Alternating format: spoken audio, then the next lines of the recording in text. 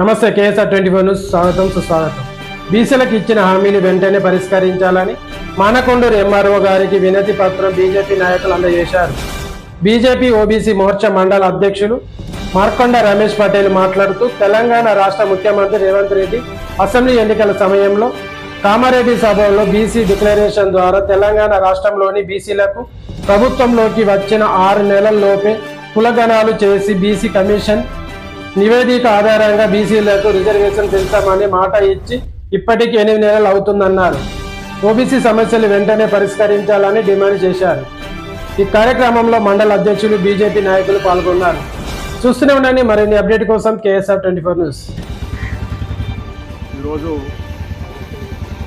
మనకు కాంగ్రెస్ ప్రభుత్వం ఏదైతే ఉందో ఇప్పటికీ కూడా బీసీ కులాలను విస్మరిస్తూ ఉన్నది, మోసం చేస్తూ ఉంది. కామారెడ్డిలో బీసీ డిక్లరేషన్ అని చెప్పేసి రేవంత్ రెడ్డి గారు ఆ రోజు బీసీల కోసం నేను ఏదో చేస్తా అని చెప్పి చేయడం జరిగింది. ఆ డిక్లరేషన్లో ఏమైతే పొందుపరిచిండో అవి ఇప్పటి వరకు కూడా అమలు చేయడం లేదు.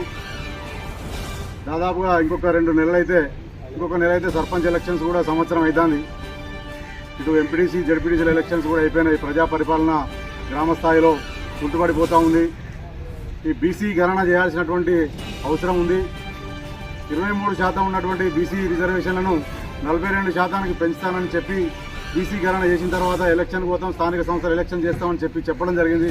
కానీ ఇప్పటి వరకు కూడా అలాంటి చర్యలు కూడా ఇంకా ఏమీ చేపట్టకపోవడంతో మేము ఈరోజు ఎంఆర్ఓ గారికి, మన ప్రభుత్వానికి మేము ఎంఆర్ఓ గారి ద్వారా వినతి పత్రాన్ని ఇవ్వడం జరిగింది. అలాగే గొర్రెల కుర్మలకు కూడా 100 రోజుల్లోనే వాళ్ళకు గొర్రెల పెంపకందారులకు కూడా ఆర్థిక సాయం చేస్తా అని చెప్పి 100 రోజుల్లో చేస్తా అన్నాడు గెలిచిన తర్వాత. ఇప్పుడు 6 నెలలైనా కూడా దిక్కు లేదు, దశ లేదు. ఇప్పటి వరకు దాని గురించి పట్టించుకున్నటువంటి దాఖలాలు లేవు.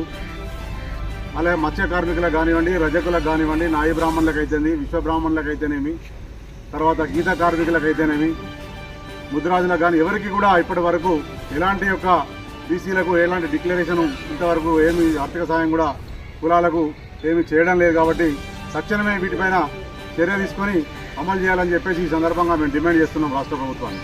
భారత్